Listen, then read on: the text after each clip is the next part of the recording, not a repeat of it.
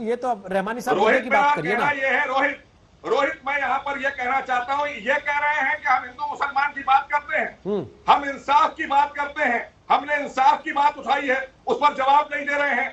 700-800 बरस लगातार जो जुल्म हुआ है हिंदुओं पर, उस जुल्म के बारे में भी तो कुछ बोल दीजिए। हजारों की तादाद में मंदिर तोड़े गए, उस पर भी कुछ बोल दीजिए। खाली एक बात लेकर खड़े होते हैं और अपनी राजनीतिक रोटियां सेकना चाहते हैं। मतलब मोहसिन रजा, आप ये कह रहे हैं, इंसाफ से बोलिए।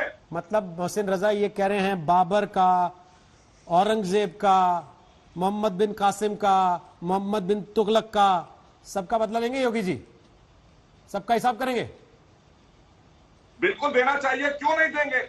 आप इतिहास देखिए ना उठाकर, ये जुल्म हुए हैं, ये उसी का तो आज नतीजा है। उसमें भी आगे नहीं आना चाहते, उसमें भी कानून की आड़ में गलत काम ही बताएंगे। लेकिन अगर कोई कानून के पास गया है तो उसको गलत साबित करेंगे।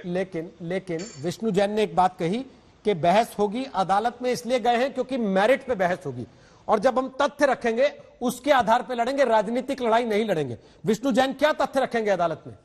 किस आधार पे ये साबित करेंगे कि जो जमीन है वो कब्जाई गई है? सबसे इंपॉर्टेंट, क्योंकि वहां के स्थानीय लोग कह रहे हैं कि साहब समझौता हो गया था 20वीं शताब्दी में। जी देखिए, मैं आपको बताता हूं, सबसे इंपॉर्टेंट बात, 2-3 डेट्स इसमें बहुत इंपॉर्टेंट है और मुझे लगता है वो मैं आपके सामने रख दूंगा तो पिक्चर क्लियर हो जाएगी। 1670 में इस मंदिर को जो राजा वीर सिंह बुंडेला ने 1618 में बनवाया था, उसको 1670 में औरंगजेब ने अपने फरमान से तोड़ा, और तोड़ने का जो फरमान है वो भी हमने अपने प्लेन में लगाया, पैरा 17 से 19 में। और फरमान में क्या लिखा है ये बात भी आपके सामने मैं रख दूं। उन्होंने कहा वहां पे जाके काशी और मथुरा की मंदिर तोड़ दो, और जो मथुरा की मूर्ति है उसको जहनारा मस्जिद के नीचे आगरा में दबाया गया कि जब वो नमाज पढ़ने जाए उसको कुचलते हुए जाएं। और ये जो फरमान है पर्शियन से हिंदी में ट्रांसलेट किया है, पर्शियन से इंग्लिश में ट्रांसलेट किया है बहुत ही माननीय हिस्टोरियन जडूनाथ सरकार ने, ये हमने अपनी प्लेट में लगाया है। अब दूसरी सबसे बात, जब मराठाओं ने वहां पे 5 अप्रैल 1770 में गोवर्धन की जंग में जीत लिया, उसके बाद 1815 में राजा पट्टिमल ने इसको ब्रिटिश सरकार से जीता, खरीदा है, ऑक्शन में खरीदी है ये जमीन। 13.37 एकड़ राजा पट्टिमल ने ब्रिटिशर से ऑक्शन में खरीदी है, और उसके बाद वो जमीन उनके लीगल हेयर्स ने ट्रस्ट को दी है।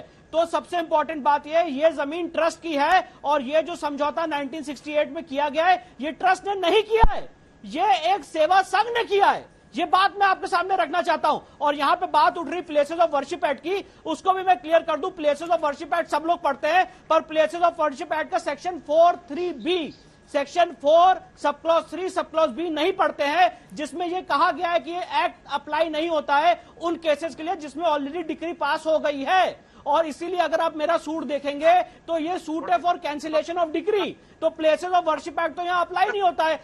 इसीलिए ओवैसी जी वगैरह जितने लोग हैं ये लोगों में भ्रम फैलाने के लिए बयान दे रहे हैं, प्लेसेस ऑफ वर्शिप एक्ट की बात कर रहे हैं। और तस्लीम अहमद रहमानी का मैं आपको बयान सुनाऊंगा, जो आज आपके सामने बैठ के यहाँ पे सेकुलर बन रहे हैं। इन्होंने कल बयान दिया है कि 1000 साल भी हो जाए अपनी बाबरी मस्जिद वापस लेके रहेंगे। तो जब इनको हक है 1000 साल भी बाद भी बाबरी मस्जिद लेने का, तो मुझे भी हक है 350 साल बाद अपनी मंदिर लेने का। ठीक, बोले तस्लीम रहमानी। पहले भी कह रहा था, आज भी कह रहा हूं विष्णु जी, मैं कह के बात को मुकरता नहीं हूं। तो भाईगिरी करेंगे आप भी?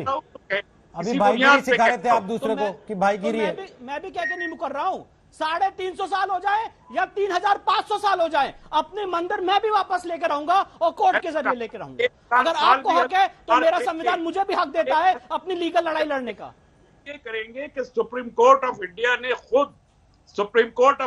खुद इस बात को तस्लीम किया है, अपने फैसले में तस्लीम किया है कि वो एक बाबरी मस्जिद थी जो किसी मंदिर को तोड़ के नहीं बनाई गई थी, वहां पर भगवान राम जी के पैदा होने के कोई नहीं मिले। ये सारी चीजें सुप्रीम कोर्ट ने अपने फैसले में तस्लीम कर लेने के बाद फिर मंदिर को दिए। इसलिए अब कहते हैं कि इंसाफ का इंतजार करेंगे, और इंसाफ ये है कि वहां बाबरी मस्जिद कायम हो, उसका इंतजार करेंगे चाहे 1000 साल गुजर जाए। इसका ये मतलब नहीं है कि जिस तरीके से आप लोगों ने जाके मस्जिद को शहीद कर दिया था, हम भी जाके किसी मंदिर को शहीद कर देंगे। वो हमारी प्रथा नहीं है, वो नहीं करेंगे, मगर इंसाफ का इंतजार करेंगे चाहे 1000 साल गुजर जाए। ये इंसाफ नहीं हुआ, ये कहा। और यही मैं आपसे इस केस में भी कह रहा हूं विष्णु जी, ये तो आप अदालत में गए, बहुत अच्छा है, आपका राइट है, हम उस राइट को चैलेंज करने का कोई हक नहीं रखते। मगर सवाल यह है कि इस राइट को, इस सवाल को इतना जो पब्लिसिटी दी जा रही है, क्या उसका पर्पस यह है कि फर्दर कम्प्रोमाइज करो? अब बताइए रहमानी साहब, रहमानी साहब, रहमानी साहब, एक सेकंड विष्णु रहमानी जी, साहब, ये विष्णु बताइए जी, क्या विष्णु मैंने जी। आज तक को बोला या मैंने मीडिया जी आप जवाब दें, उसके पहले मैं एक बता देना चाहता हूं तस्लीम साहब को। तस्लीम साहब अपनी मर्जी से तय करेंगे किस मुद्दे पे बहस होगी, किस पे नहीं। आप वहां बिहार चुनाव के प्रचार के दौरान ये तय नहीं करेंगे ना कि किस विषय पे हम बहस करेंगे, किस पे नहीं। और अगर आपको ये लगता है इस मुद्दे को प्रमुखता दी जा रही है, मत बैठिए, मना कर दीजिए कि मैं नहीं बात करना चाहता इस पे। आपकी प्रेस कॉन्फ्रेंस दिखा दें तो सब ठीक है, लेकिन दूसरे मुद्दे पे आपसे बात करेंगे तो कहेंगे कि हाँ इस पे बात क्यों कर रहे हो, क्यों नहीं करेंगे। और मैंने आपको बताया कि आज से नहीं, उस दिन से ये नारा लग रहा था जिस दिन से राम मंदिर का मुद्दा उठा था। आपको लग रहा होगा कि कल से उठा है। नमस्कार, मैं हूं अंजना ओम कश्यप। हमें उम्मीद है ये वीडियो आपको पसंद आया होगा। लेटेस्ट खबरों के लिए यूं ही देखते रहिए आज तक, और इस वीडियो के पसंद आने पर लाइक, शेयर एंड सब्सक्राइब करना ना भूलें।